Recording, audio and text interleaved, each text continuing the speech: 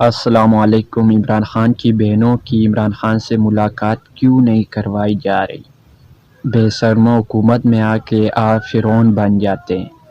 ندیم ملک نے لائیو شو میں رانا ثناءاللہ کی اے سی کی تیزی بجا دی۔ دیکھتے اس ویڈیو میں ہے، لیکن ویڈیو دیکھنے سے پہلے ہمارے اس چینل کو سبسکرائب ضرور کریں۔ فوج کے حوالے سے بھی، اور ایز ڈی جی سی یا ڈی جی آئی اگر ان کا آپ ٹینیور دیکھیں تو مختلف جگہوں کے اوپر، اگر ہر جگہ دیکھوں نا، سپریم کورٹ سے لے کر اے ٹی سی تک، میڈیا سے لے کر کوئی سول سوسائٹی تک، تو ہر جگہ مجھے جنرل فیض کے بندے نظر آتے تھے۔ لیکن آج یہ دن ہے کہ جنرل فیض کی 14 سال کی سزا ہو گئی۔ تو کیا کانٹیکسٹ کیا ہے اس کا؟ آپ کو کیا اس کا تجزیہ کیا ہے؟ دیکھیں، اس میں جو آپ نے انٹرو میں جو احاطہ کیا ہے اس ایشو کا، میں سمجھتا ہوں وہ کافی جامع اور کافی جو ہے وہ ڈیٹیل میں آپ نے بات کی ہے، اور ساری جو آپ نے جو کنکلوژن ڈرا کیے ہیں میں ان سے اتفاق کرتا ہوں، اور اس میں اضافہ اس طرح سے کروں گا کہ دیکھیں، جو یہ ایجنسی ہے یا انسٹیٹیوشن ہے آئی ایس آئی کا، وہ ایک بڑا منظم ادارہ ہے۔ کچھ کام ہوتے ہیں جو ادارے کی ضرورت ہوتے ہیں، ان کو آپ اپنے طور پہ انالائز کر سکتے ہیں، ان کو صحیح یا غلط ہم اپنی اسیسمنٹ یا اپنی ایک سوچ کے مطابق ان کو اس طرح سے جو ہے وہ ہم کیٹیگرائز کر سکتے ہیں۔ اور ایک ہے پرسنل جو ہے وہ یعنی ڈیزائر اور پرسنل ایجنڈا کے اوپر کام کرنا۔ ایسے اداروں میں کوئی آدمی اگر ادارہ جاتی ضروریات کے مطابق جو بھی ایکٹ کرتا ہے تو ادارہ جو ہے وہ پروٹیکٹ بھی کرتا ہے، سیف کرتا ہے اور اپنے لوگوں کو تحفظ دیتا ہے۔ لیکن اگر ان میں سے کوئی جو ہے وہ اپنے پرسنل ایجنڈے کے اوپر کام کرے تو پھر اس کی معافی نہیں ہوتی، اس کی پھر پکڑ ہوتی ہے۔ فیض حمید صاحب یعنی سینئر ترین پوزیشن پہ تھے، اس سے آگے اور کون سی پوزیشن ہے؟ اس سے آگے تو پھر آرمی چیف ہی ہے، اور انہوں نے جو بھی کام کیے وہ کبھی انہوں نے بے نامی کام نہیں کیا، جو بھی انہوں نے کیا نام لے کے کیا، بتا کے کیا، اور ہر جگہ پہ جو ہے وہ ان کے سگنیچر جو ہے وہ نظر آتے تھے۔ میرے خلاف اگر کیس بنا تو اگر بعد میں مجھے ملے تو انہوں نے کبھی یہ نہیں کہا کہ یہ ہم نے نہیں کیا۔ جو آپ پہ ہیروئن ڈالنے والا کیس تھا، اس کے پیچھے کون تھا؟ اس کے پیچھے فیض حمید صاحب تھے، اور فیض حمید صاحب کی انسٹرکشن تھی جو اس وقت اپنا ڈی جی نارکوٹکس تھے۔ تو لیکن یہ ہے کہ انہوں نے ساتھ اپنا جو پرسنل ایجنڈا ہے اس کے اوپر بھی انہوں نے کام کیا، اس دوران بھی انہوں نے کام کیا۔ یہ ٹاپ سٹی والا معاملہ جو ہے، یہ کوئی ادارے کی طرف سے ان کو کوئی انسٹرکشن نہیں تھی کہ آپ ان کو جو ہے وہ سکرو کریں یا ان کے خلاف کوئی کارروائی کریں۔ انہوں نے جو وہ ان کے اوپر جو کیا تھا کہ جی یہاں پہ اسلحہ ہے، یہ دہشت گرد ہیں، اور یہ کوئی ایم کیو ایم کی جو ہے وہ یہاں پہ شاخ ہے، ایم کیو ایم لندن کی، تو انہوں نے اپنے پرسنل ایجنڈے کو بھی ساتھ ساتھ جو ہے وہ چلایا۔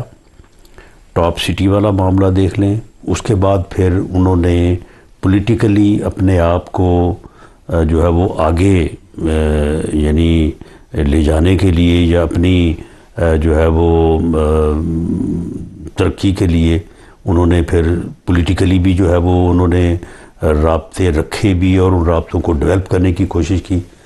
تو یہ پھر چیز جو ہے وہ پھر اس کی معافی نہیں ہے۔ یہاں پہ کوئی بھی ہوتا تو اس کا حال یا اس کا انجام جو ہے وہ یہی ہونا تھا۔ سر، بہت بااختیار جنرل تھے۔ ابھی آپ نے آئینی طور پر فیلڈ مارشل کو کافی امپاور کیا ہے، تو میں کئی دفعہ دیکھتا ہوں کہ جو اختیارات فیلڈ مارشل کو ہیں شاید ماضی قریب کے بہت سارے آرمی چیف کو وہ نہیں تھے۔ اسی طریقے سے جنرل فیض جتنے اختیارات استعمال کرتے تھے اور جتنے سیاسی لوگ ان کی جیب میں تھے، میرا خیال ہے کہ شاید ماضی قریب میں اس کی بھی مثال نہیں ملتی۔ جی بالکل، اس میں کوئی شک نہیں ہے کہ انہوں نے پولیٹیکلی جو مینجمنٹ کی اور جس طرح سے انہوں نے معاملات کو آل اراؤنڈ جو ہے وہ انہوں نے ڈیل کیا، تو اس کی بالکل مثال ماضی قریب میں نہیں ملتی۔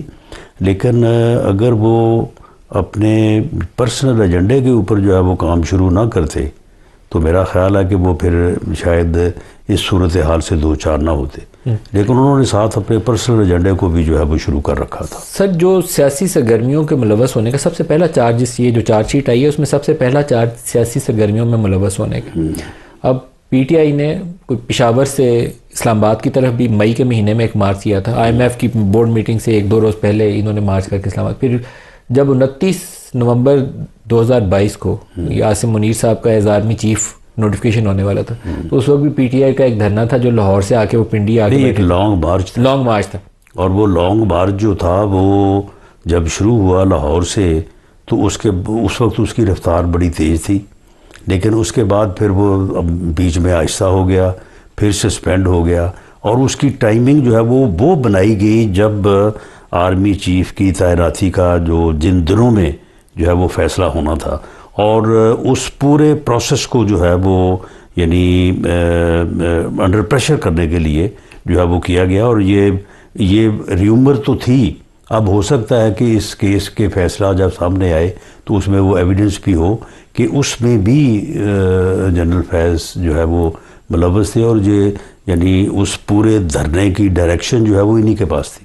اور ایک اور بڑا واقعہ ہے، وہ بھی انوکھا ہی واقعہ پاکستان کی تاریخ کا، عاصم منیر صاحب کی تعیناتی سے پہلے ان کی فیملی کی ٹریول ہسٹری، نادرا کا ریکارڈ، ان کے پاسپورٹ، آئی ڈی کارڈز اور وہ ایران کے وزٹ، وہ ساری انفارمیشن کو پبلک کیا گیا، لیک کیا گیا، سوشل میڈیا پہ اچھالا گیا، اور سنا ہے شاید سعودی عرب کو بھی بتایا گیا کہ تاکہ ان کے اپوائنٹمنٹ کو روکا جا سکے۔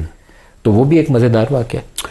وہ تو پھر معاملہ یہ ہے کہ یہ واقعات جو ہیں، یہ کوئی بھی انسٹیٹیوشن جو ہے ایز انسٹیٹیوشن تو ان واقعات میں ملوث نہیں ہو سکتا۔ بہت ہی افسوسناک ہے نا، کیونکہ اس میں ان کی یہ پرسنالٹی ہے، ان کی فیملی، یہ فرد ہے کہ جو اپنے مفاد کی خاطر جو ہے وہ ملوث ہوتا ہے، اور پھر جو اتھارٹی اسے حاصل ہے کون تھا، یعنی اب دیکھیں یہ فیصلہ جب سامنے آئے گا تو پھر بہت ساری چیزیں، کیونکہ فیصلے میں تو ان چیزوں کا ذکر ہوگا، لیکن یہ ساری چیزیں جو ہیں وہ گھما پھرا کے جو ہے وہ فیض حمید صاحب تک پہنچتی ہیں، جو جنرل عاصم منیر صاحب کو آرمی چیف پروموٹ ہونے سے روکنے سے متعلق تھی۔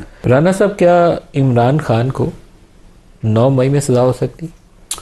دیکھیں، اگر فیض حمید صاحب کو سیاسی سرگرمیوں میں ملوث ہونے پہ سزا دی گئی ہے تو وہ سیاسی سرگرمیوں میں کسی سیاسی جماعت یا کسی سیاسی لیڈر یا سیاسی لوگوں سے ہی ملوث تھے نا، کوئی اپنے طور پہ اکیلے ہی تو کوئی سیاست نہیں وہ کر رہے تھے۔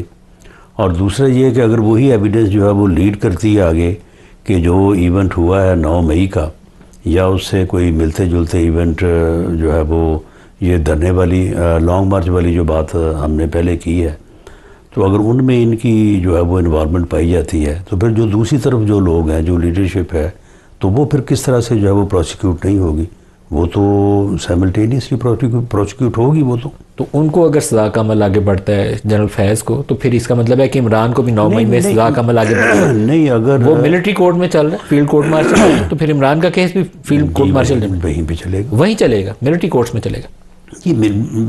میری لیگل انڈرسٹینڈنگ تو یہی ہے کہ اگر فیض حمید صاحب کے خلاف یہ کیس چلا کہ وہ سیاسی سرگرمیوں میں ملوث تھے اور انہوں نے ریاست کو ڈی اسٹیبل کرنے کے لیے کوئی ایسی جو ہے وہ اینٹی اسٹیٹ جو ہے وہ ایکٹیویٹیز میں حصہ لیا، اور اس جرم میں اگر ان کو پروسیکیوٹ کیا جاتا ہے تو پھر ان کے ساتھ، آخر وہ ایکٹیویٹیز کسی کے ساتھ ہی انہوں نے کی نا، تو ان کے ساتھ جو لوگ ملوث پائے جائیں گے ان کا بھی ان کے ساتھ ہی ٹرائل ہوگا۔ سر، ایک اور بڑا معاملہ ہے، جنرل فیض کو سیاسی سرگرمیوں کے اوپر سزا ہوتی ہے تو کیوں نہیں جو 2014 والا دھرنا تھا اس کی بھی ایک منصوبہ بندی تھی، پیٹ کو اور پی ٹی آئی کو کسی نے اکٹھا کیا تھا، فیسیلیٹیٹ کیا تھا، کیوں نہیں 2014 کی سزا کا عمل آگے بڑھا؟ دیکھیں، یہ ایک پرائم ایجنسی ہے اور وہ پاکستان کی سیکورٹی اور پاکستان کے ریاست کے معاملات میں اس کا ایک بڑا اہم رول ہے اور بہت امپورٹنٹ رول ہے۔ اسے ہم اتنی ڈیٹیل میں جا کے یہ اس وقت جو اس کیس کا فیصلہ ہوا ہے، یہ صورتحال ایسی ہے، میں نے جو بات پہلے کی ہے اسی میں یہ ساری بات آ جاتی ہے کہ کچھ چیزیں جو ہیں وہ انسٹیٹیوشن ریکوائرمنٹس ہوتی ہیں، تو اس میں کوئی اگر ملوث ہو بھی 2014 کا دھرنا انسٹیٹیوشنل ریکوائرمنٹ؟ میرا خیال ہے کہ شاید جن صاحب کو ہم اس صورتحال میں ہم الزام دے رہے ہیں، شاید اس کا وہ پرسنل ایجنڈا نہیں تھا.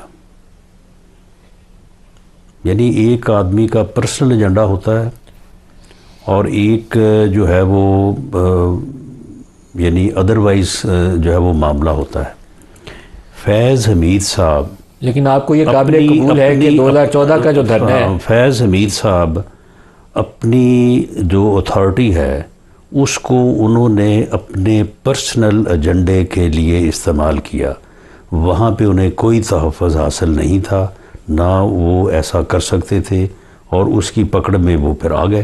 2014 ایز اے پولیٹیکل لیڈر آپ کے لیے قابل قبول ہے؟ اگر اس میں اس وقت کے جو بھی صاحب جن کا نام آتا تھا، اگر وہ ان کا پرسنل ایجنڈا نہیں تھا تو یہ آپ کے لیے قابل قبول ہے؟ نہیں، معاملہ یہ ہے کہ اگر انہوں نے اس معاملے میں ان کا یہ پرسنل ایجنڈا ہوتا تو ایسے انسٹیٹیوشنز جو ایک ڈسپلن کے تحت چلتے ہیں وہ اس بات کی اجازت نہیں دیتے. لیکن یہ میرا سوال پھر بھی برقرار ہے عمیر نیازی صاحب. آئی جی آئی، اب آپ نے بھی ابھی تذکرہ کیا، آئی جی آئی کے اوپر سپریم کورٹ کا ایک آرڈر ہے، اور آئی جی آئی میں نواز شریف کو کھڑا کیا گیا تھا محترمہ کو اقتدار سے باہر رکھنے کے لیے. تو کیوں نہیں آج ہم اس میں آپ اور زیادہ اگر آپ کو اس میں کوئی کنفیوژن ہے، جی حمید گل صاحب کہ آپ نے انٹرویو سنے؟ میں نے ان کے انٹرویو کیے ہوئے. انہوں نے واضح کہا تھا کہ یہ ہمارا فیصلہ تھا اور اس فیصلے کے اوپر میں نے عمل درآمد کیا، میں نے کو خود سے کیا، میں نے کو ذاتی طور پہ کیا.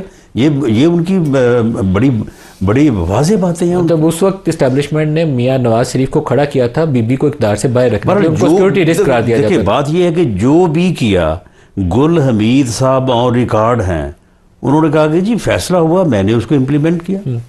میں نے جنرل حمید گل اور جنرل اسد درانی کے بھی انٹرویو کیے ہیں. سب کچھ معاملات میں لگتا ہے کہ پی ٹی آئی پہ بھی سختی کا ایک نیکسٹ لیول ہے. ایک تو جنرل فیض والی سزا کا عمل ہے، لیکن ویسے بھی جو ملاقاتوں والا عمل پچھلے 4-6 ہفتے بند تھا وہ ایک دن کھلا، اور اس کا جو نیگیٹو فال آؤٹ آیا، مجھے لگتا ہے کہ سختی مزید بڑھے گی عمران پہ بھی اور پی ٹی آئی پہ بھی. Is it true? دیکھیں اس کی وجوہات ہیں. یہ جو ملاقاتیں جو پیچھے بند ہوئی ہیں تو اس کے بارے میں ایک یعنی کافی یعنی اسٹرانگ انفارمیشن تھی کہ جو یہ چیف منسٹر صاحب کو تبدیل کیا گیا کے پی کے میں، تو یہ اس ایجنڈے پہ تبدیل کیا گیا تھا کہ 26 نومبر 2024 کی یاد میں 26 نومبر 2025 کو وہ اس قسم کا ہی ایک احتجاج جو ہے وہ کیا جائے گا. اور دوبارہ سے جو ہے وہ علی امین گنڈا پور صاحب نے کو تھوڑا معذرت کی کہ جی ایسا نہ کیا جائے یا ایسا میں نہیں کر سکوں گا، تو ان کو چینج کیا گیا اور سہیل افریدی صاحب کو اس ایجنڈے پہ لایا گیا. اور یہ ساری جو اپنا پلاننگ اور ڈائریکشنز اور ہر چیز جو ہے وہ انہی ملاقاتوں کے ذریعے سے اڈیالہ جیل سے ہی ہونی تھی، اور نومبر 2024 میں بھی ایسا ہی ہوا تھا.